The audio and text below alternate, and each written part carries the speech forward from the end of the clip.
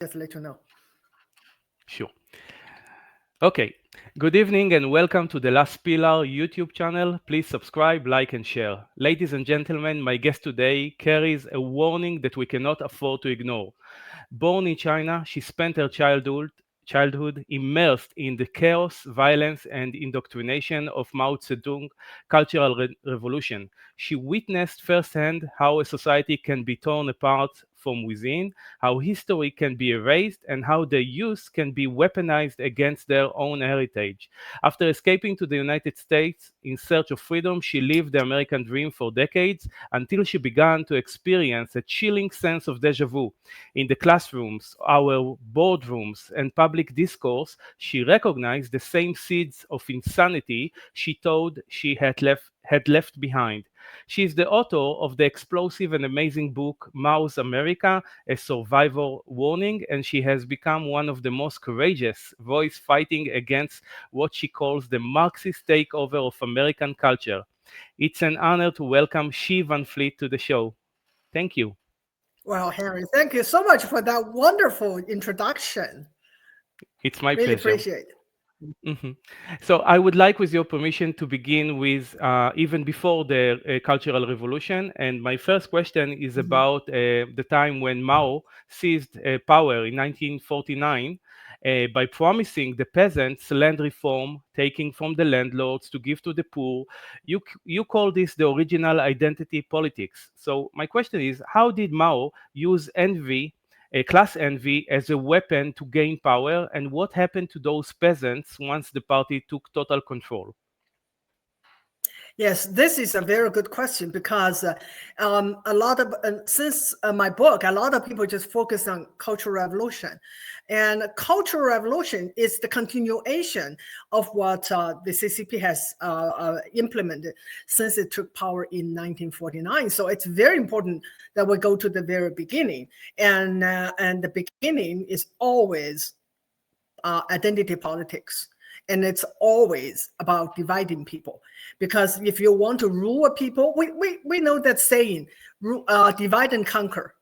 And divide, it's an ancient old tactic, but the communists really do it to carry it to the extreme. So how did the CCP took over China, and it's a long story, and that's what you are going to see more in my second book, which come out in January 27th, and I'll touch on it in the end of this interview. But that is a long story. But one of the reason they won the revolution is the promise. Promise what? Promise free stuff. Yep, free stuff. It's always that way.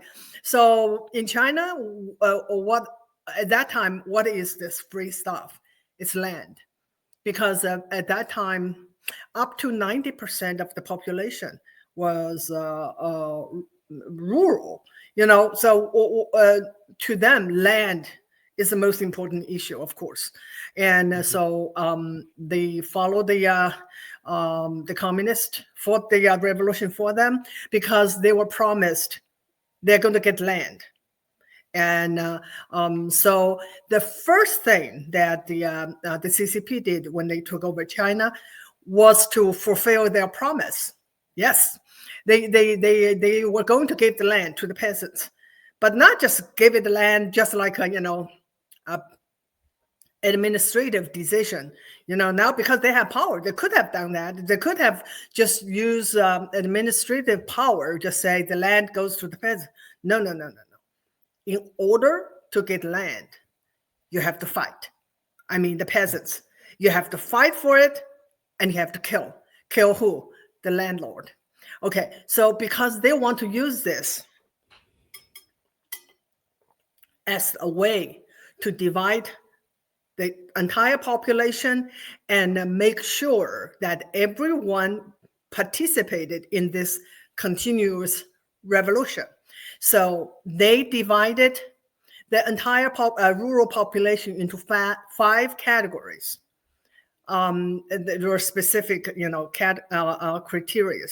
Landlord.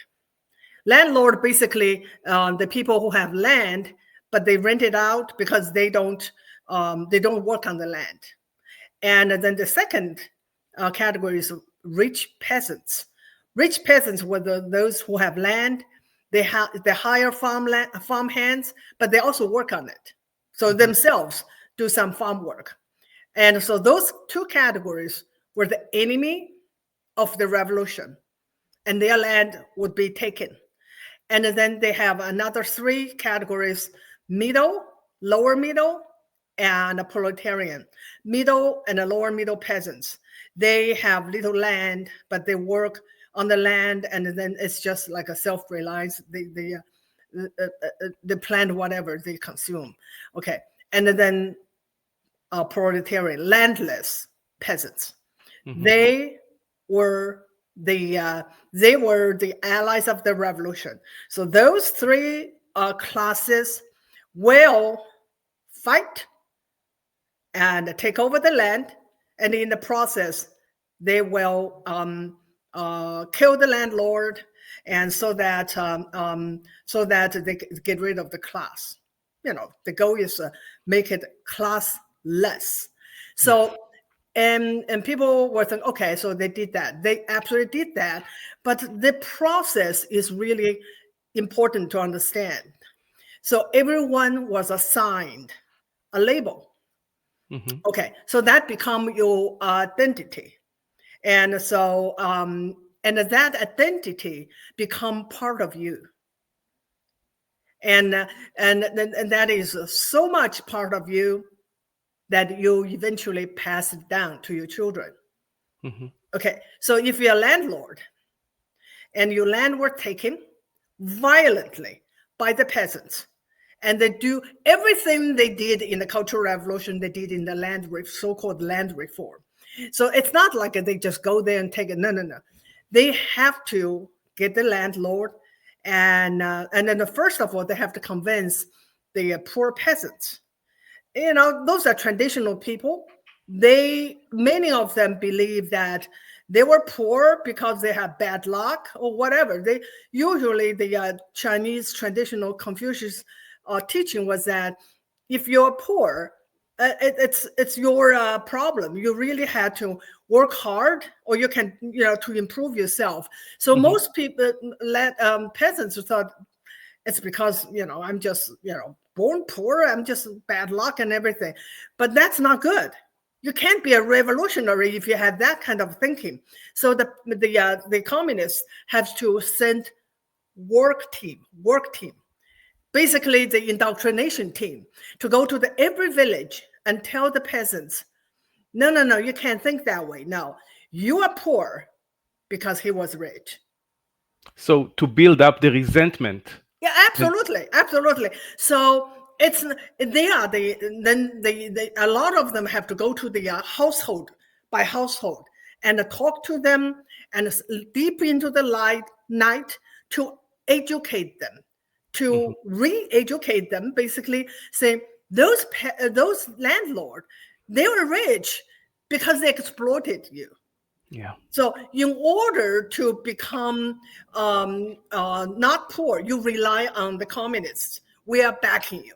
And we have to really condemn, not just take their land, we have to condemn it, because those classes, the landlord and rich peasants, they are the enemy. They are the enemy of our revolution. So what they did is they mobilized you got to understand this. They mobilized, they re-educated the peasants, they mobilized the peasants and gave them the power. What kind of power? The power to kill. So they have to have the struggle sessions. They get all the landlord together, and so they condemn.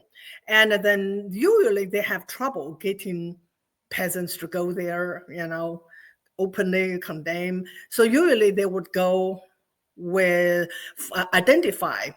I think this is important. I hope I did not drag it along too long. No, it's okay. Wonderful, of course. They have to identify activists. Who are the activists? Usually they are the hooligans, the lazy people in the village. Usually those are the not good people, but they have nothing to lose. And those are the ones that the communists rely on, got them propped up. And so they will go to the stage. Usually it's a little stage. They put the peasant, the landlord and the rich peasant on the stage. And usually it's those people go there and say, one day you did this, and to me, and you beat me up and this and this and this. And then got all the villagers kind of eventually got them all involved and emboldened. They know that, and also the people who don't participate will be threatened by the work team. Mm-hmm. You got to participate, otherwise we're going after you. So they get all these people, and then they have this big struggle session and condemn, and then condemn the landlord and their crimes and whatever. And then there's a tribunal. There's the work team and a few of the so-called activists. So mm-hmm. What do we do with this criminal landlord? You say to live or die. And the people, everyone's a die, kill him. This is a ritual. And the ritual that took place in every village, no matter how remote it is. And that's how the communists absolutely took over the rural area. And in the process, about 2 million landlords were killed, brutally killed by mobs. Not just a kind of a clean execution. Many of them were brutally tortured, and their family, their children, and all of them. And and then, celebration. Now every peasant has blood in their hand, and because they all participated, and they almost have to participate. And then the communists gave them land. And so everybody celebrated, and there you can even Google it. There's pictures of peasants. Not only got land, they got tools, they got properties, they got whatever from the landlord family. And and then, happy ending, right? A collective psychopathy. That's what I hear. Yeah, but that only lasted up to 5 years. So. Mm-hmm. So by the time everything was finished, I think it's 1953. In 1958, only a few. Before that, if I may, something that is important to me, for me to ask you for your opinion about. In 1956, Mao launched something called the 100 Flowers campaign, encouraging intellectuals to speak freely and criticize the government, but it turned out to be a trap to flush out dissidents. So do you see that like a parallel between the bait and switch tactic and today's culture? And can you explain a little about? I will touch on that. I will touch on that because it's good. I just want to finish the story of the peasants first. Of course. Okay. So in 1958, all the land were taken back by the state, and through the collective farming movement called People's Commune. Mm-hmm. That's something that people should know. You have commune in Israel. It's kibbutz, called what? Yeah. It's called kibbutz. Yeah, it's like a. Yeah, exactly. So everything was taken away, everything. And so this is the story of the peasants. They become landless. And then in the movement called Great Leap Forward. And that started in 1959 and ended in 1962. And in that campaign, the peasants were required to make steel for the state, and then the land was not attended by the labor, strong kind of male labor force. They all went to make steel. That caused the famine, and the famine starved to death up to 50 million peasants. So that is the story. I will go back to the other story. So that is what happened to the peasants who want free stuff.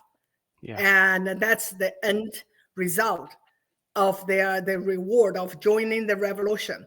50 million, up to 50 million died. And so the other part of you call it the base for the communists is the intellectuals. The intellectuals, just like today, you have just like Mondani's campaign. Yeah, so there appears to two group of people. One is the group wants free stuff. I would say that I compare them to the Chinese peasants. They want a free housing, free transportation, free everything. And there's another group. Those are the liberals, basically the white liberals.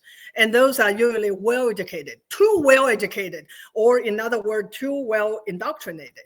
And the kind of people CCP, the same thing.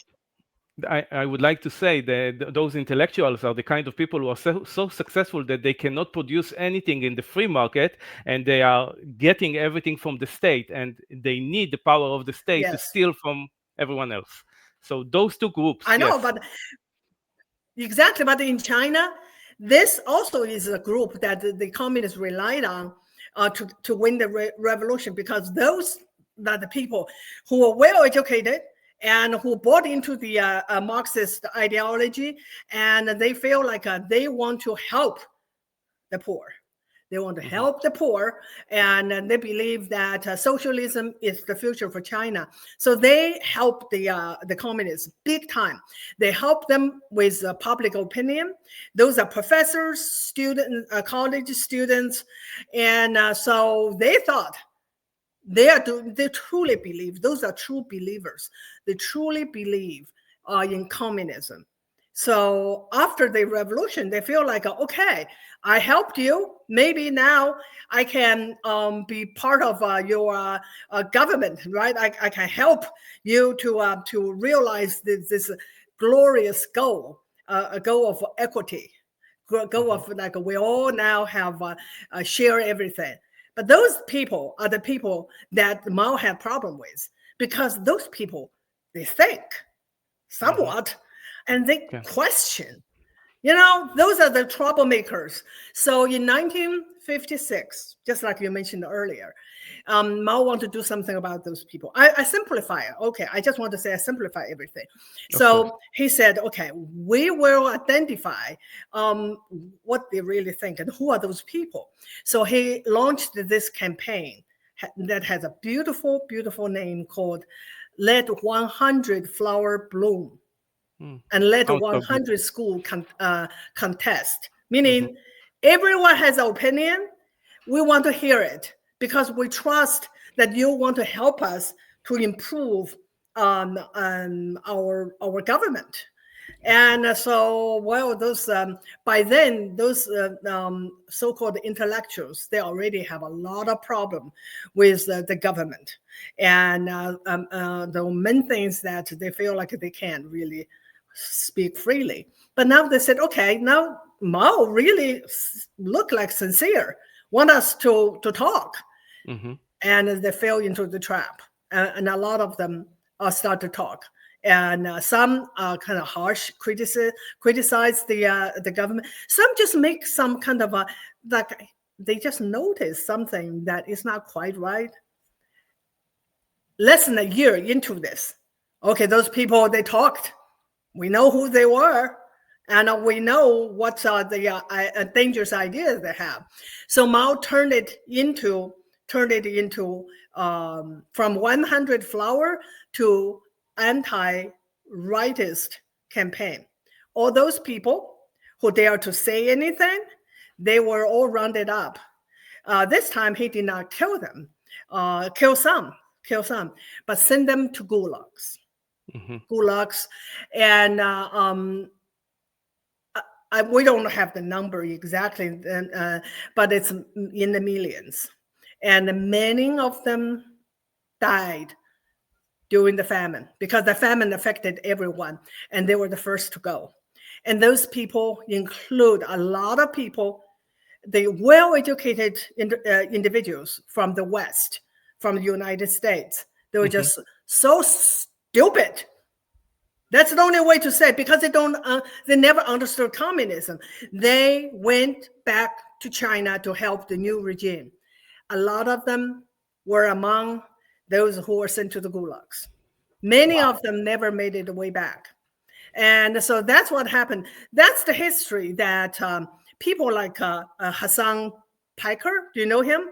I heard the name, yes. Yeah. So he just went to China, and now he come back to tell his millions of followers, communism is the answer to the problem of capitalism, and China is the answer to the problem of America. He had no idea. Of the history of communism. So those two groups are the base of Chinese communism, and that's what they got. That's what they got. One was like starved to death, many of them. The other was sent to the gulags. And so, but Americans, they left, they don't know. And everything is repeating. That's why I wrote that book. History is repeating. itself. Yes. It's repeating, yeah. I would like to ask about the great leap forward and the massive famine. How did those failures drive Mao to launch the Cultural Revolution? Yes. You did your research. Good. Okay. So here is the thing. The anti-rightist campaign took place in 1956. And the great leap forward started 1958-ish, 59. Why that could happen? It's directly because of the anti-rightist campaign. So people understand, if you speak truth, if you even question the authority, you're going to be punished. You're going to be sent to the gulags and never seen again. And after that, everyone shut up. Everyone shut up, and no one dared to confront or question the absurdity that Mao was pushing. That is why he was able to have this madness of the Great Leap Forward and starve that many people to death. It's because truth was silenced. And we see the same thing happening in the West. So many people, they are not to speak. That's why we say the silent majority. I always say, why this majority is silent? That's a problem. Because a lot of them say, okay, if I say something, I will get, I might get punished at workplace, and I might lose my job. And if you're a politician, you might get sidelined, or you might get attacked.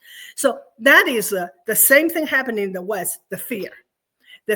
So the Great Leap Forward took place because everyone was fearful. So that's why the madness and the absurdity could rule. And then the result was a total, absolute tragedy. So after the Great Leap Forward and the Great Famine, even the CCP could not deny they did something really awful. Yeah, some of them, their family in the countryside starved to death. So in a very rare moment, some people inside the party started to really question Mao's decision, and he was forced to admit that was a mistake, even though half-hearted. He says something, why, okay, now I'm the chairman, so I guess I just have to say I'm responsible. But after that, he was put on the, like a back seat. So the people that took over the government, all they tried to do was to recover economically, recover so that people no longer starve. And that means Mao was losing power. And even though the average people, where I'm talking about inside the party, but average people they did not know what's going on and they still think that he was in power and he was still the one that make all the decisions. So actually he did not lose faith to the hundreds of millions of Chinese, ordinary Chinese, but in the party he was sidelined, and he did not like it, not at all. So that we're talking about the 1962, 63. And then he said, no, I'm going to get my power back. And so it took him 3 years. He planned everything.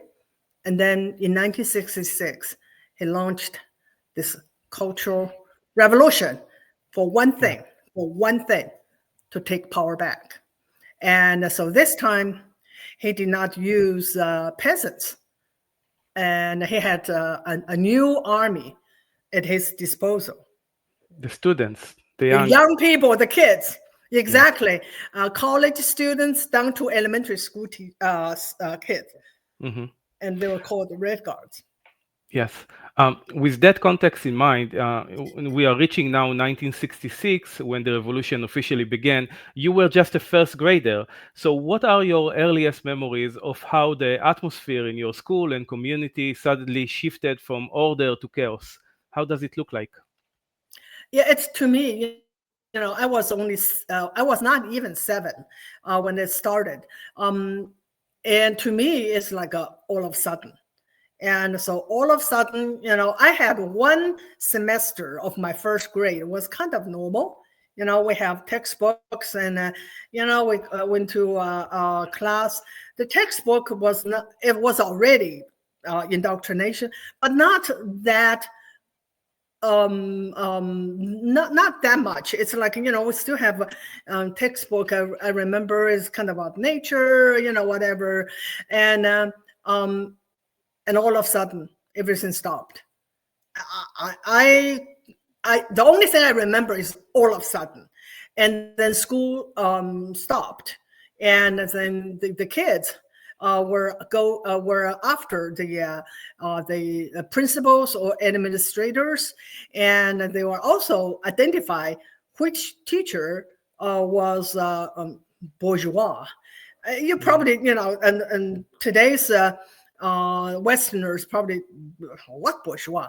Well, bourgeois is like the landlord in the communist vocabulary. It's basically bad and enemy. So bourgeois is like it's such a racist. Class. Anyone can be a racist. They determine. So if you, like in my school, so there's a teacher, she just like to be pretty.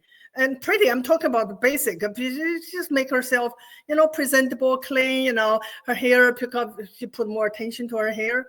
Oh, that is qualified as a bourgeois. And the kids were just went after her and spit on her, call her names. And that is all of a sudden is happening in school. And so school stopped. No more school. We're just told. We don't know why. And the teachers were in trouble. So it's total chaos. So people say, how about your parents? Same thing happened in their workplace. It's all total chaos. So no one take care of them. No one explained to me. No one explained to them. All of a sudden, it's almost like what do you call that? There's just no one in control. Mm-hmm. And that lasted for how long? For 2 years. 2 years no school. No school. Mm-hmm. Yes. No school. And no parents at home. So I was, and then I turned 7. My sister is 4. So I was the one taking care of my sister. So I become like a half mother. And so we did a lot of things. We went to the street and we just observed what's going on the street. And the street was taken over by the Red Guards. It's just, anarchy. At that time, at first, it was anarchy in terms of destroyed statues, and change street names. All of a sudden, it's so chaotic when the street names were changed by the Red Guards. So we no longer know which street is what. And there was like I remember there were 3 BC shopping centers. And now they all changed into some kind of a anti-capitalist street or anti-revisionist. Revisionist really is the label that CCP used for the Soviet Union, because they become enemies. So we don't even know when we say where to meet or whatever. Everything was just changed, and so but it's still kind of well, it's still not violent. Not for long, not for long. And then they become real violent. And so the people get killed, and teachers get killed, principals get killed, and then eventually the Red Guards start to kill each other. And so it's almost like a civil war. And so we could not go out much anymore because it's not safe anymore. And many people, just bystanders, get killed. And when you get killed, you get killed. There's nothing. The police were not defunded. The police were dismantled. The police, that's one of the first things they did, said that the police cannot fight back if they were hit by the Red Guards. And so the police is disabled. So it's not defunding police, but it's just dismantled. So there's just the Red Guards. You can be a little kid. You can be like, 9, 10, as long as you has a badge on your sleeve, said Red Guard, you have the power to kill. And many did just that. They did it because they could. It's insane. Can you talk a little about the cult of personality surrounding Mao? Because he basically became like a godlike figure. Yes. And I would like also to understand how the system was able to indoctrinate you and the peers to basically love the state and Mao more than even your own families and communities. Like, what was the mechanism that they used to enable that? Actually, that has been going on, not just during the Cultural Revolution. That has been going on way before Cultural Revolution, and that was before even Mao, even the CCP took over China, and I think it's in the 30s that Mao finally established himself as the leader of the party. In the process, he got rid of all his rivals and killed a lot of people who dared just to question.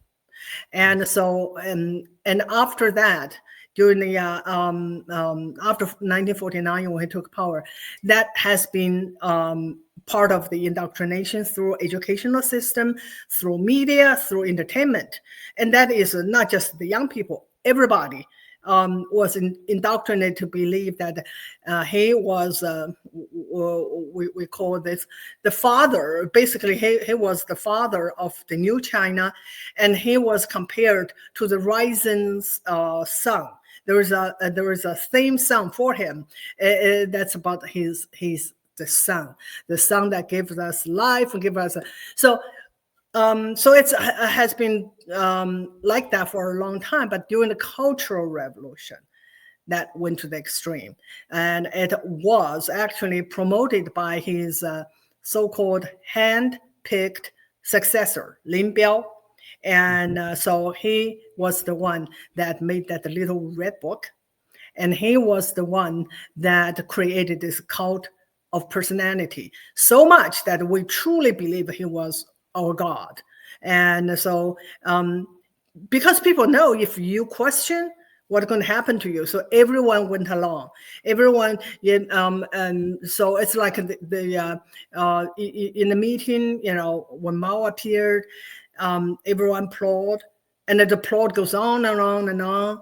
And the first one stop applaud is the one that's going to get into trouble. So it's a fear, it is force, it is indoctrination, it's everything put together that, especially for young people like me, never really understand what is critical thinking. And I never was able to even think. I just believed it. And then so he become our God, and the little red book become our Bible. And we have developed the rituals in the family. And my mother forced us to do that at home, that every morning we will go to the, there's no picture in the household, usually just Mao's portrait. Everyone has a Mao's portrait.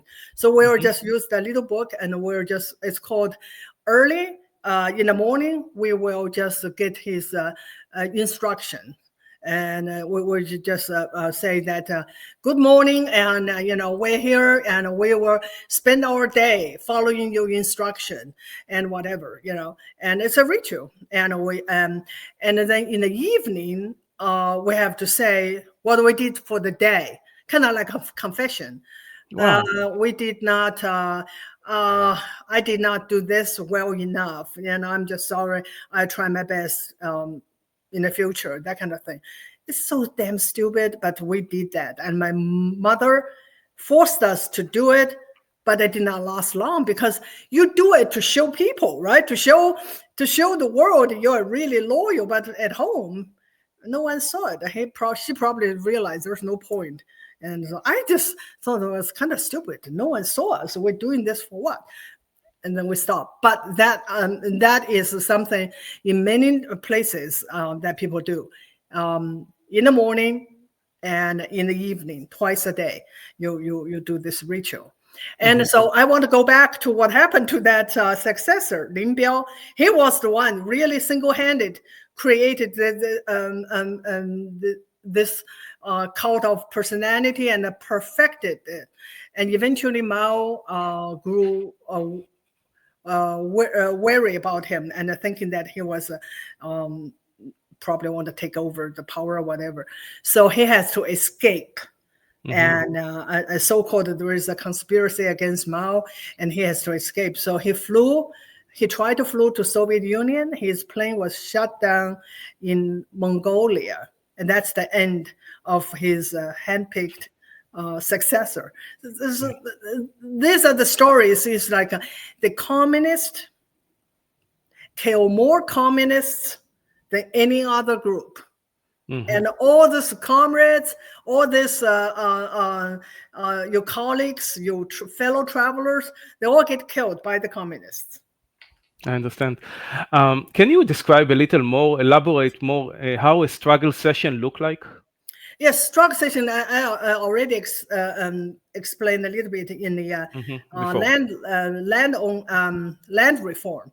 And it is basically, you can say it is a public trial to denounce, humiliate, and many times beaten, sometimes to death on the spot, of people who they condemn.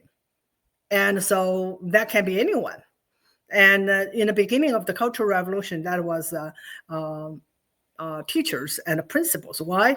Because when you ask the young people to go after those corrupted officials in power, they think the first thing they think is, of course, the principals, the teachers, they have power over us. So the first beating and killing of principal was taking place only 3 months after the official launch of the Cultural Revolution by a bunch of middle school girls in Beijing. And so 12 to 16, they took their principal out through the struggle session, condemned her, humiliated her, and then beaten her to death. And nothing happened. And after that, killing become commonplace. And people will say, how can they kill their principals? Probably just a few months before, the principal was had the authority. The principal was running the school, and no one had a problem with her. And this young girls could just turn around and kill her. And that's something that we have to see happen in the West. How do you kill? How do you kill Charlie Kirk? Well, Charlie Kirk is a bigot, and Charlie Kirk is a racist, and then you have the license to kill. And in Cultural Revolution, the principles were labeled as bourgeois.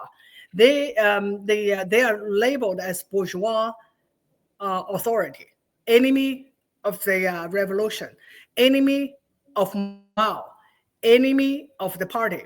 Enough. That's enough. Once you are labeled that, anything happen to you is justified. So that is this. Yeah, you arbitrarily just choose whoever you consider or deem as enemy. You put on him the title of bourgeois or whatever, and then you have the excuse to kill him, to get rid of him. Yeah, during the Cultural Revolution, it is basically people in power, because that is the goal of Mao's Cultural Revolution, is to get power back. He thought that the whole party betrayed him. He believed that the whole government betrayed him. He believed that he was no longer in control. So during the Cultural Revolution, it was what he called the capitalist roaders. He just labeled those people in power, want to take us back to capitalism. And I have no idea what capitalism was about. I have no idea. But anyway, that label is good enough. It's during the Cultural Revolution, it is people in power. That means Cultural Revolution is a revolution against the CCP, against the CCP government, and by Mao. Mm-hmm. Makes sense? I know it sounds kind of strange, but that's what it is. It is a fight against the CCP establishment and a fight against the government, because Mao want to replace them with more radical or people he trusts. So I hope that makes sense. It's complicated. Yeah, it's very sickening, but it makes sense. I understand that one of the way to achieve that is by destroying the four old customs, culture, habits, and ideas. So how did this erasure of history manifest in your daily life, and why was destroying China past was so essential to the Communist Party control? What's the importance of getting rid of the four olds? So you think about, I already explained, it's about power, right? So Mao want to destroy his own party, his own government, and start anew. That's what he really wanted. And in the process, he want to get rid of everything that is traditional, because he want to create this brand new world that everything was about him, and the belief system, the tradition, everything has to be centered around him. So the traditional Chinese culture absolutely is a problem. So the 4 O's was earlier on, and as a slogan, 4 O's means old culture, old ideas, old custom, and old habits. Anything that is anything that was before him has to be destroyed. That include the party that before the Cultural Revolution, that has to be destroyed. But the cultural, the 4 O's was one of the things that the Red Guards went after. It took them a while to understand the intention of of Mao. So they went after what? They went after temples, churches, and they went after old books and everything old what? Old way of life. And so hairstyle was regulated by the Red Guards. You cannot have like hair, you let your hair down, that's bourgeois, have to be cut. And there was hair stations in streets that the Red Guards will determine your hair is up to the revolutionary standard. If not, chopped it up. And so everything that at first they did in the public, they changed the street names, they destroyed statues, and then they said that's enough. They're hidden 4 O's in people's homes. So they went people's homes. Mm-hmm. They went through, household, usually the people, the suspect, usually in the neighborhood or the neighborhood committee usually say that one used to own land. That family used to own factory or shops. They're the ones that you should go after. So I'm a witness. As a little girl, I witnessed they just tear up people's homes and get things like old vases, old photos, old whatever. The kids, they decide what is old and that should be destroyed. And then they did that. And so all this was to really remake China. But that's good. But Mao's real intention was to get rid of those people in power. So eventually, the Red Guards got the message. Finally, so they went after everyone in power. And the one that they took down, the number one people they took down was the president of China. The number two figure in CCP, and he was Mao's arch enemy, and he was dragged through struggle session and was really imprisoned and died like 2 or 3 years later, and no one even knew what happened to him. He just disappeared. And I learned about his how he died way after. I think after I came here I came to America in 1986. Just disappeared, gone. Just that's what happened to so many party members, the old guards, and that is the real intention of Mao. And the Red Guards did that for him. And this is something, if you don't ask me, I have to say it now. It's important. So you say, what happened to those Red Guards? They did all this for Mao, right? They absolutely took over and they took down all those Mao's enemies. So what happened to them? Well, they thought they're going to have a seat at the table. They thought, okay, now that's why they start to fight each other for power. And then what happened? Mao said, okay, chop down your useful idiots is no longer useful. He sent all of them to the countryside, to Virgin Island, not Virgin Land, to become peasants. And many of them stayed there for more than 10 years. After the Cultural Revolution, they when they came back to the city, they're too old for college, and they're just too old for a lot of new jobs. They're called the lost generation. And that's something that Antifa, the BMAmers, they don't know what would happen to them when their usefulness was no longer useful. When they ran out of their usefulness, they get the same treatment from the people who are behind and who are controlling them. Absolutely, yes. At the age of 16, you were sent to the countryside for re-education through hard labor. What was your experience like, and how did facing that harsh reality finally crack the foundation of your belief in communism? Yeah.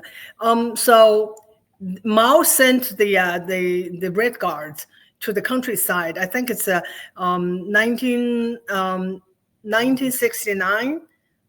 And then when the Red Guards movement died down because they accomplished the goal, and but after that, the whole country was in ruins. There's no economy, there's no jobs, there's just nothing. And then what you do with those young people graduating from high school? So must send them all to the countryside. Even though I was not a Red Guard, but I graduated from a high school in 1975. Same thing. We all were sent to the countryside because that's the only way he can get rid of us. If you have too many unemployed youths, he knew they can become the new Red Guards and create a problem for him. So I was not a Red Guard. I sent it to the countryside because what I just described. And so I was the last group to be sent. He died in 1976. And there's one more group, graduates, sent to the countryside after me. And then there's no more because the Cultural Revolution was over when he died. So I spent 3 years in the countryside. So when I say countryside, it's basically forced labor. That's what it is. That's a gulag. And so you just work in the fields with those enslaved peasants, the same peasants that was the backbone of the revolution, the same peasants that 50 million of them starved to death, the same peasants who was at the bottom of the society, even though the communists said they are now the master of the country. They were slaves. So I become one of them. And it was hard. 3 years before I was able, before Deng Xiaoping, the new leader, opened the university. But that 3 years, I saw things that I think really laid the foundation of my understanding of communism. Because before I was a kid in school, I could only observe so much. But in the countryside, I realized that those peasants, really, they work as slaves. They could not move to other place because they have this household registration system. They are pinned down to the land. They can never move to the city, which the system is still in effect now, today. You can't just say, okay, I'm tired of farming, I'm going to go to the city. And you can't. Even today? So they're absolutely tied down. And everything they produce, they have no say of what they plant. The commune, so China after 1958 become commune. I mean, it's a commune, and then production brigade, and then production team. That's the structure of commune. So the commune, and it's all run by the party boss, and peasants have no say what to plant. So they were just getting orders. So every day we'll just go to the meeting place, and then the team leader who got order from the brigade leader, who got order from the commune leader, what to plan, what to do. And so in the end of the day, you get a point. And then during harvest, you use your point to get the produce. And that's why the peasants are so poor. Most of the things they produce went to the government, kind of a taxation. And then whatever left, they divide among them through the points. They have no cash. They before, you have if you have chicken, and you can take to the market in the Sunday market day, and you get some cash. But that was considered capitalism. And so that was banned. And so when I was there, they have so limited opportunity to get cash by selling things that they won't eat themselves because they can't afford to eat their own chicken. Very limited. So they have so little cash that they basically just worse than slaves. The cash they use probably just the very basics, the salt or whatever. They can't buy anything else. So there are 3 girls that were sent to the team, the production team with me. The 3 girls were all from the city. Living in the city, no matter what, just being an urban resident, you are the first-class citizen. The peasants were just second-class citizens. So no matter how worse off you are in the city, the government give you ration. So you have some kind of a guarantee. Ration doesn't mean food, meaning you can use to buy food. You still have to pay. So anyway, so one day we were going home for holiday, I believe it's the holiday, and then 3 of us, the peasants, that closer to me, asked me to buy this pots, just simple things, the things they use in the kitchen, very simple things. Mm-hmm. We all asked to buy something for them. So when we come back, I thought they're going to pay me. So I asked my other 2, I said, well, did those peasants pay you when you gave them? No. And then I realized they really don't have any money. And even though no one's better off, but we still have some in the city, we do have some money. And that gave me a really experience to understand and what the peasants were really, their lives were about. So I think that become a valuable experience for me, even though being there is no fun. It was awful. And the work was hard, and the food was just, whatever, no meat. And so sometimes in my book, I described I catch a frog or eel, and that was a treat. A lot of times it's just nothing. And that's what the peasants lived like. Yeah. I understand. When you arrived in America in 1986, you basically lived the American dream for a few decades.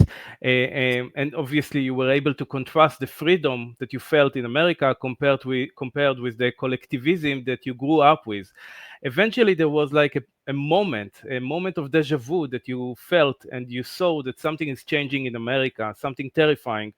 Can you speak to that? Yeah. I think I'm not the only one. That I came here, I thought, okay, all my problems are over. I think communism is behind me. That's over. And come to America, what could go wrong? And I thought everything, the freedom was a given. Nothing can happen. Nothing bad can happen to America. So I really paid no attention to politics. And at that time, I really did not know enough of what makes this country great and what really freedom was about. I just kind of enjoy whatever that afforded me, and focus on my American dream: get a job, get a degree, get a job, buying the house, build a family, or whatever. I paid no attention to politics. I do vote. So that is the danger. I'm a low information voter. I never understand the issues because I did not pay attention. And I thought, okay, Democrats and Republicans, they're just two parties. They want the best for our country, and they just have a disagreement how to get there. Nothing really serious. So I'm very proud. I always vote in presidential election, but I have no understanding of the issues, and so kind of a pilot, and years, and then I start to notice things that one of them is political correctness. At first, I thought it was harmless. Well, we just want to be nice. We want to say the right words that we're told to use. For whatever, for disabled people, for the minority, and okay, so no problem. I complied, just like most of Americans. And then I noticed that they keep changing the rules. And today this word is okay, tomorrow that word is not okay. And I kind of think about Cultural Revolution, and then I start to notice that people who said whatever were quickly just labeled racist. And once you're labeled racist as a politician, your career is over. And so I describe that in my book as well. And I just feel like it's not quite right, but I did not think much about it. I just let it go, and I think it's just not pleasant, but it's okay. So I think I have to say that my weakening started in 2016.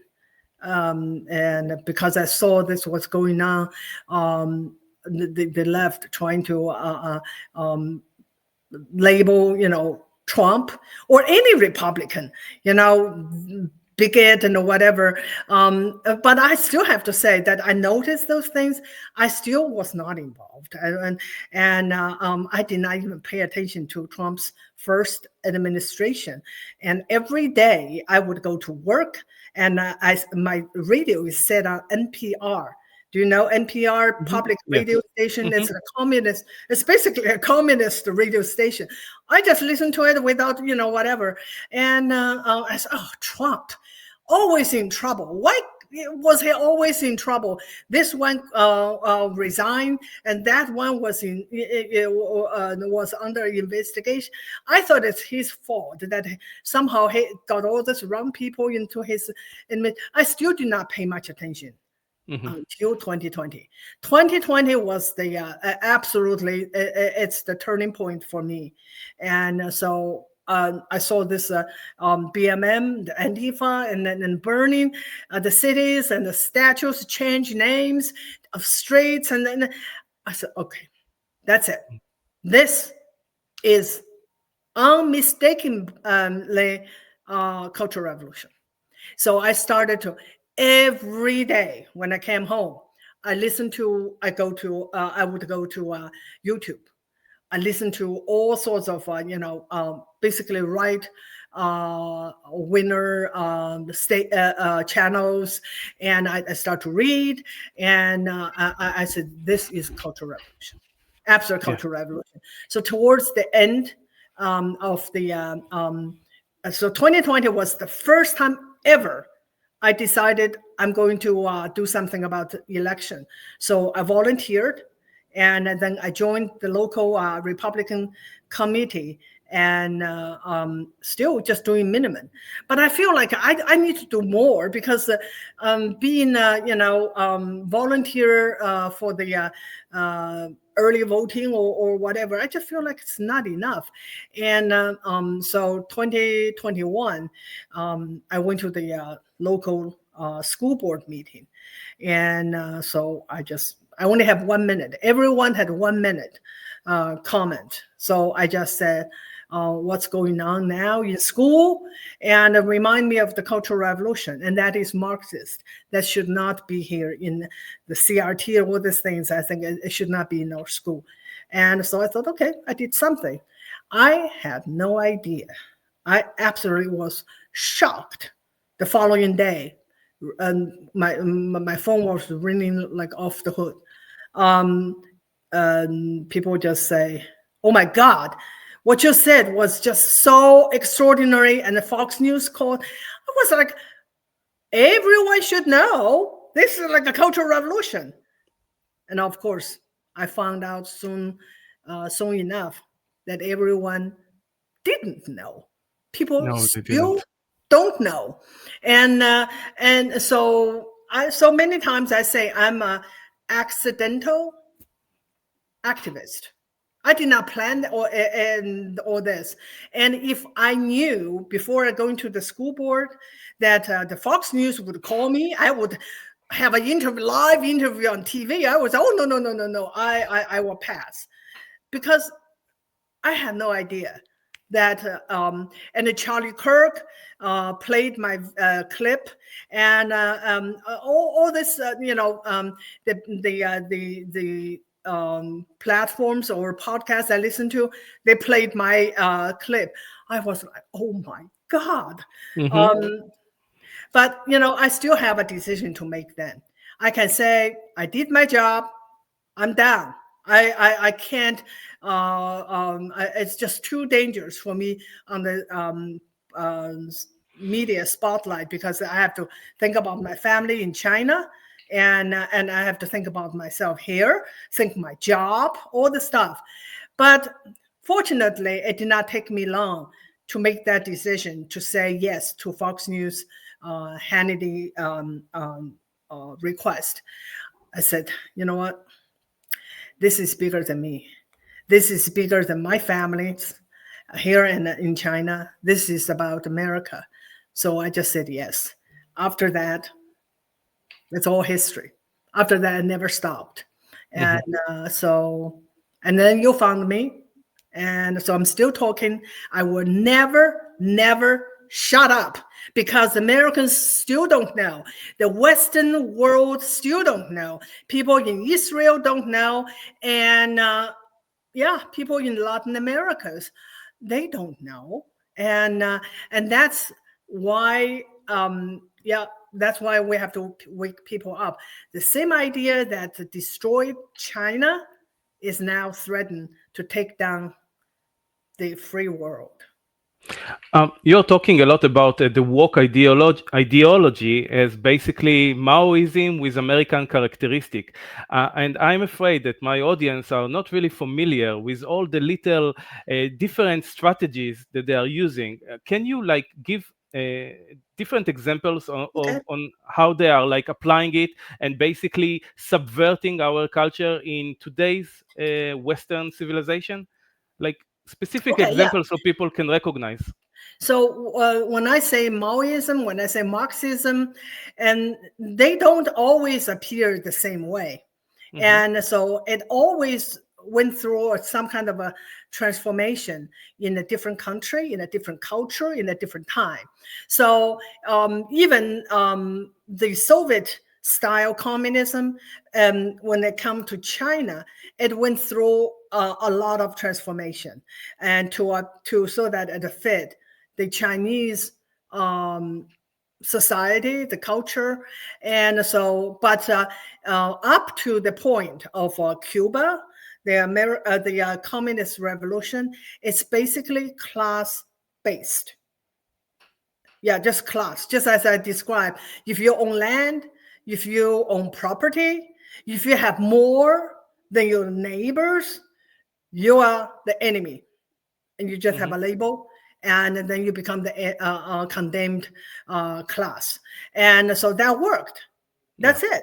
It's for the work, why bother, right? So later during the Cultural Revolution, it become the label expanded. It's no longer class because no one had land anymore. No one, 0 people have land. It's all taken. The government own everything. So the class has to change. Change into what?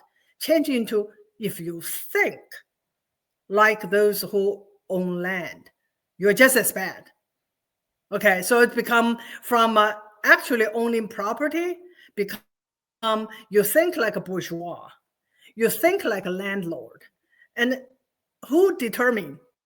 Well, the regards determine, Mao determine if you are the enemy or not, you have this label or not. But it's still kind of a class-based. Okay, so, well, would that work in the United States? Would that work in Western Europe? It wouldn't, because the class is it's a fluid. It's not fixed. You know, it's like Steve Jobs was what? Born, adopted orphan and in a middle class family, and then he had little, but in the society like the free world, the capitalist society, he can make whatever he's capable of, and he become a billionaire. And it's the same story, just repeat. And if you are a billionaire, if you make bad decisions about your business, you can go bankrupt and become like a nobody. So the class won't work, even though today it came back big time, like Bernie Sanders, like Mondani. They really go with the class struggle, because first of all, the Democrat policies of welfare created a class of proletarian. The government can only give you enough to live on. They will never make you rich. And then they import tens of millions of proletarian from third world. So now they talk about class. But overall, class is not as effective as in countries like poor countries like China, like Soviet Union, like Vietnam. So they have to use something else. But the goal is the same: to divide. So if you are doing the revolution in America, what do you think is the best way to divide people? I think I would try to find the kind of groups that feel oppressed. For example, all those under the umbrella of queer, all those who think, for example, that white men are the problem. So I'm going to create tension between men and women. I'm going to create tension between everyone who thinks, like I said, that normal sexuality is good, everything abnormal is the new political group that can be used. But I see that only as an excuse to gather those people and utilize them and weaponize them as a political force. So a race, of course, Yes. white against black, And you kind of missed one of the most obvious: race. Yeah, I just said, but race, yes. That is the number one. That is like a lower hanging fruit. So they started with race. And so they divide people into black and white. Back then, it's black and white. So race, and then they added brown. Now it's black and the brown people, they are oppressed against the white. That's first. And then you said the right thing: women against men, right? So that's sex. They divide anything they can use, and the race, sex, and it's not enough. Still not enough, because a lot of people are not buying that. Okay, and then sexuality, right? Yes. And so it's like a homosexuality against heterosexuality. It's still not enough. And then they go on, and then it become trans. Okay, trans means you're not born white or black. You're not born homosexual or not. You can become something, and you can only just identify yourself. And then against what? Against basically the women against men, black and brown against white, and trans against what? Against the normies. Yes. And they are against they're against homosexuality, because homosexuality, they still identify as man. I'm just gay. I'm man. I'm woman. I'm lesbian, but I'm a woman. But trans is like beyond that, right? So you can have like 100 some genders and whatever. And they will not stop there. They're going to go on. They're going to find everything to identify. Now you can go to this intersectionality. You can find all sorts of things. If you're a Christian, you're oppressor. If you are non-Christian, that's why I always tell people, cultural Marxism or the woke ideology paved the way for Islamism, because they are protected by the cultural Marxism. Now they become minority. They are not Christian. That first of all, put them into oppressed category.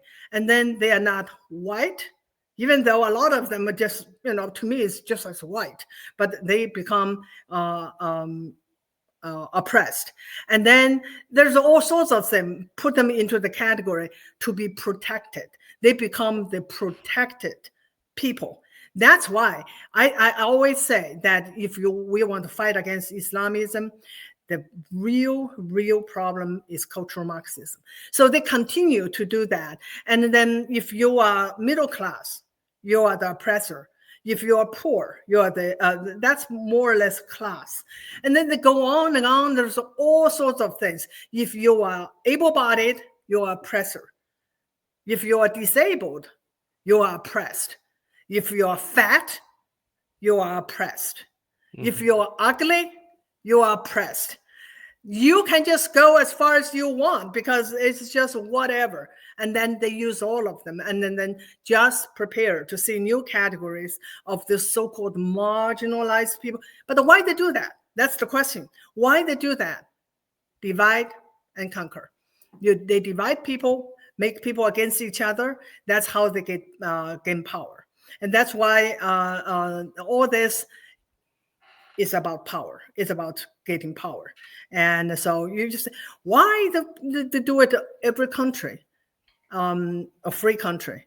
Because there's a group of people who want power, and those are the globalists. Absolutely. It's incredible to look, for example, on the phenomena of queers for Palestine. I mean, I know, it's just insane. Queer in Palestine is not going to survive a day. I know, but this is the reason that they control schools, they control media. So those people, just like the Red Guards, they will do all sorts of things that Mao asked them to do. It's just because they no longer could think. They could not think. I was one of them. Could not think. I could only take order. And now the people in the West, the left, they come from the same pipeline. The same pipeline from universities, now high schools, now public schools, now even private schools, and even Christian schools, because all the teachers are from the same universities and they have to be certified by the same people. They're all Marxists. They are all communists. So you That's why we have the problem. You basically say that the modern social justice activists on college and campuses and all the rest of it are basically the successors of the Red Guards? I did not hear the last thing you said. I'm asking if the modern social justice activists are basically the successors of the Red Guards in the way you see it. Exactly. It's the same thing. It's exactly the same thing. And they come from the same kind of a channel. Channel is what? It's a government-controlled educational system. Everything goes back to education. And that's why the left, they spend millions of dollars to support people who run for school board. And then when we think of school board, how much power they have. They have a lot of power because they have the power to shape the minds of young people. And they have been in power for a long time. That's why we get people now, the protests. You ask them what the protests against. They can't tell you. Just like the queers for Palestine. Yeah. And no sense. Make no sense. Yeah, and it's amazing. For example, Israel is losing the information war because we are considered the oppressors in the conflict with the Palestinians. So it doesn't matter anymore justice or if we have been attacked or how predatory the Palestinians are, just because they are the Palestinians and they are brown. No, not that. Just because they have this doctrine, oppressors and oppressed. Very simple, very simple. And Israel is stronger, so oppressor. And Palestine is weaker, oppressed. That's it. No more thinking needed. No more. And some kind of October 7th. No, oppressor and oppressed. That's how they worked in China. Oppressed and oppressed. Like Mao said that all the land were evil, but his father was started as a middle level peasant, but worked hard and gained created wealth, and that's why he could send his son Mao to school. And then eventually get indoctrinated. And so, but it doesn't matter. It doesn't matter how you get rich. No, it's exploitation. It's evil. So they don't think. That is why it is so important for you to understand. Those young people go down and shouting, free Palestine, river to, they don't think, just like the Red Guards. And at the same time, I'm not just saying that the problem in Israel as well, those are progressive youth, they feel the same trap. And everything that we talk about, this is going to be this the thing, if we don't stop, will take down the whole West. That's how bad things are. So I think it's very important to emphasize this is not about equality, it's not about justice, it's just about power and eventually the destruction of civil society and that all traditions. Civilization. Civilization. I'm just so glad that Elon Musk was out there really and yelling on the top of the rooftop. It is about civilization. And Western civilization, and so that is a very broad term because we're talking about Israel, Japan, Korea, and a lot of the Latin America, like South America, and yeah, we build on the same kind of principles, and this civilization is under attack and is really severely threatened. If we lose this, we'll go into a dark age. It's game over if we lose that. Game over. Exactly. Game over. What is your message to those who are silently disagreeing but are too afraid to voice their dissent? Good question. I answered that a little bit already, but I'm going to I'm going to emphasize, okay, and then make a case that we have to speak up now. Okay, so this is always and happened under tyranny, and so but it's all gradual. At first, you question, and you probably just raise a question, reasonable question, and then you probably get some pushback, and you probably will lose some friends, and lose some possibly family members, and then you shut up. And then when you try to speak again, this happened in the United States in the past 20 some years. When you try it again, you realize this is no longer losing friends. You may lose your jobs. You may lose your business. They're going to boycott you. They're going to, I lost my job because I spoke up at my workplace. Because and then they retaliated, and I just feel like, okay, forget it, I'm going to leave. And but I experienced that. So if you dare to speak, we passed the stage 1, which is you may lose friends. Okay, you may lose your colleagues, may distance themselves from you, and then the second stage is you're going to lose your job. And that happened to me. Okay, it's okay. Well, it's still not bad enough for me to speak up. And then the next stage, you may lose your freedom. And this happened to many people. They were persecuted, jailed. And this happened in the United States and happened in Western Europe. UK, for example. And it's exactly. You can tweet something, and the police showed up, and then you are in jail. Okay, so you just said that's too much risk. I don't know whether I can. And then if you really want to speak up the next time, you may lose your life. That happened in China. And so next time you want to go to school board and say, this is not fair. You know what? You may just not only jailed, you may be executed. And that it sounds like, oh my God, you're just exaggerating. It happened in China. It absolutely happened in the Soviet Union, and it happened in Cuba. So that is what I tell the silent majority: speak up now, especially in the United States. Speak up now before it's too late. And it will be too late.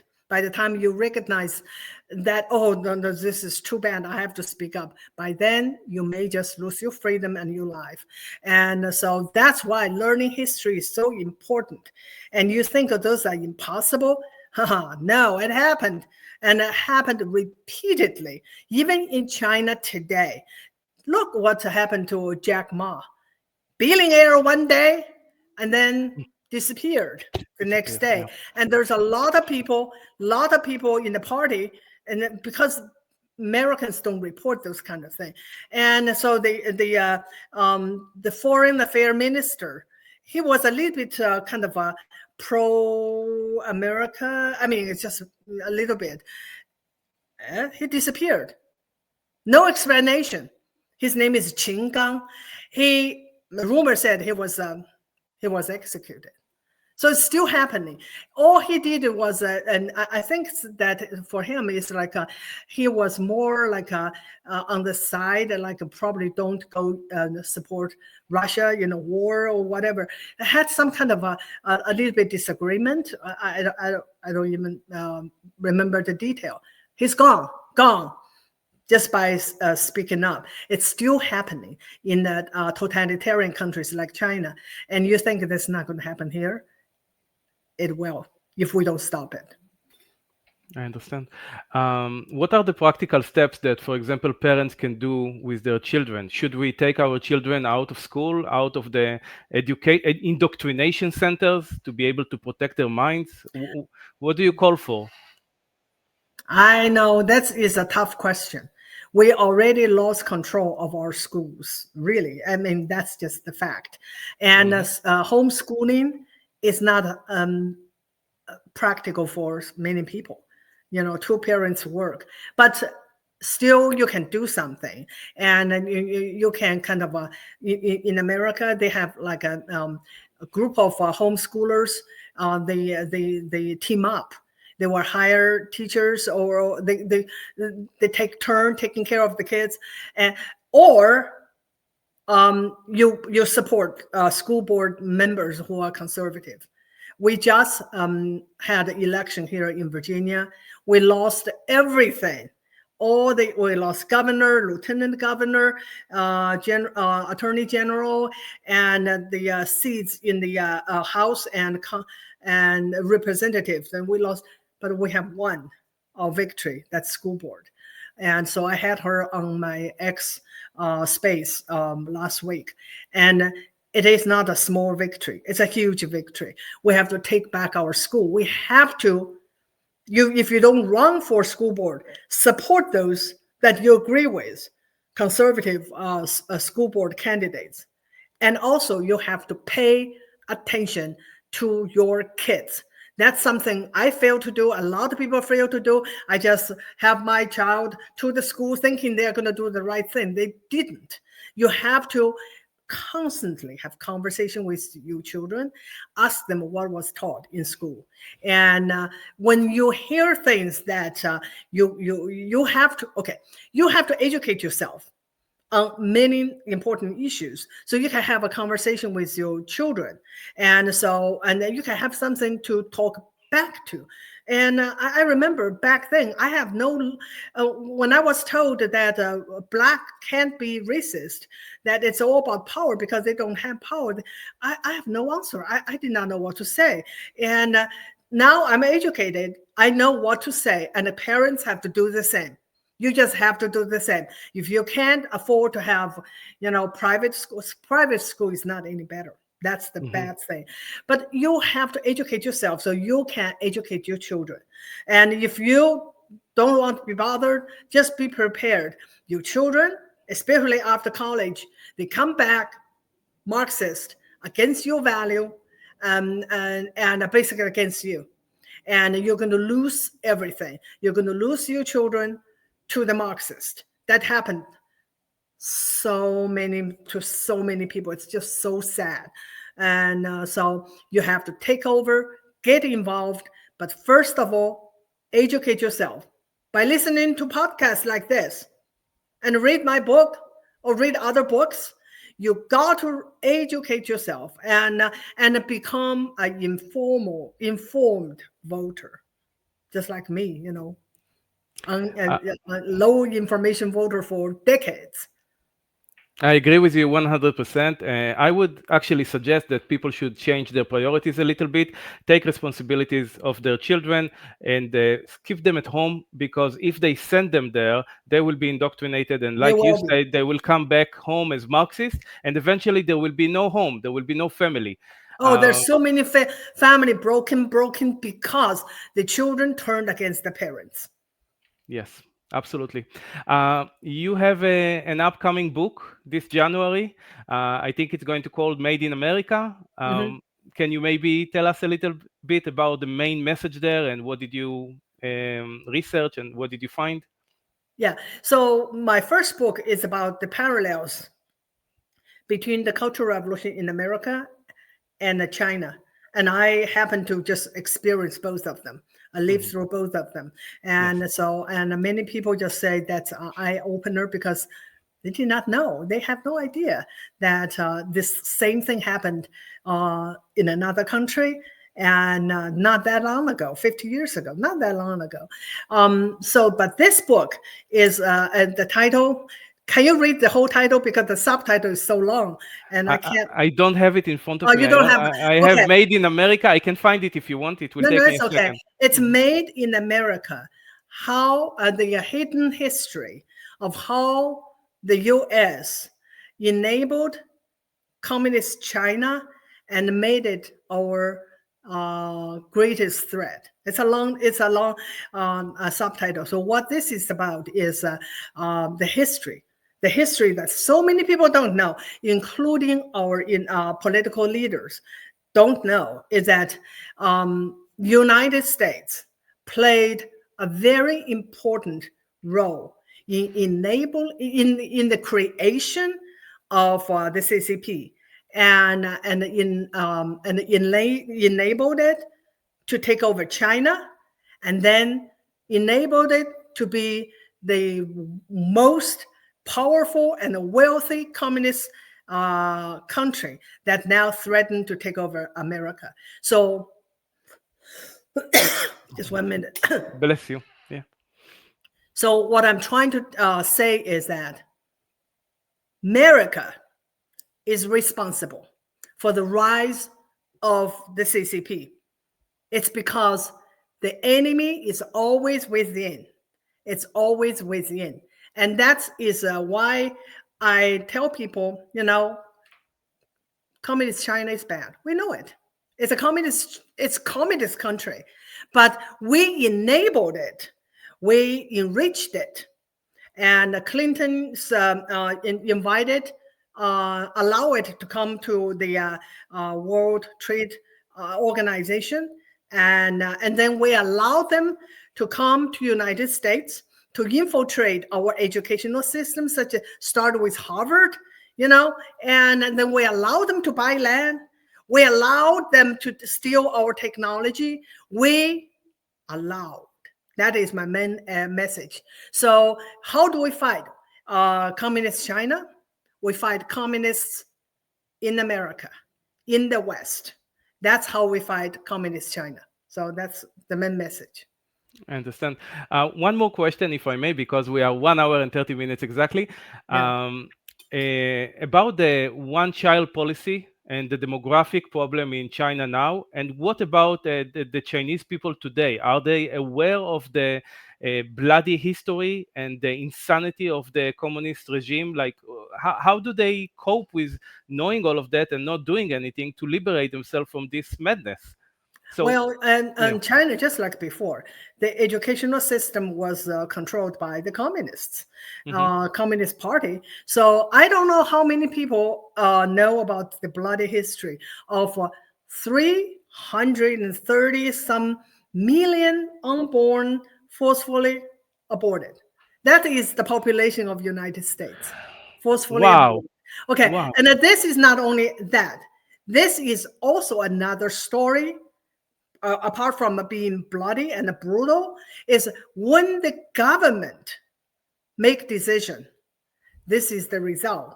The result is that, okay, China got rich because of the cheap labor. One of the main reasons for the got cheap labor no more. Now there's just that policy create such problem that it will be the downfall of communist China. So now they ran out of people. During the process, they lost the balance between male and female. And because so many people killed that's another, it's not even abortion. So many female infants were killed because they can only have one. They want the traditional value always placed on boys. Big imbalance. So now they're running out of cheap labor. They're running out of people. And today, because of the economy, the young people are laying flat. Have you heard about that? Laying flat. They are not pursuing career. They're not pursuing business entrepreneurship. They are not getting married. They definitely not having children. So the problem with the aging population was so severe, and it's just because back then the Communist Party and made this decision, and they believe that people are the problem. They got rid of them, and now they're facing the consequences. Wow, it's mind-blowing, and I can't believe that people are not aware of this history. But thanks to your activism, which is not even activism, you are literally a hero and a lighthouse of truth. Educated, I don't know. Yeah. I salute you. Can you just tell my audience? Can you please tell my audience where they can find you other than the 2 books that you wrote, Mao'sAmerica and Made in America? Where else can they find your incredible work? Yeah, I'm always tweeting. So find me, follow me on X. So my handle, hopefully you're going to post it. It's XVANFLEET, X Van Fleet. And I tweet every day. And what I tweet about is what we talked about, is educate American people, and also whoever follow me all over the world, the danger of communism, the danger of cultural Marxism, or make it more understandable, the danger of woke ideology. They're all the same thing, Yes. I would like to thank you with all my heart for this incredible interview. Thank you so much. And with your permission, I will end the recording, if that's okay with you. Yes. Thank you for the opportunity. Thank you very much.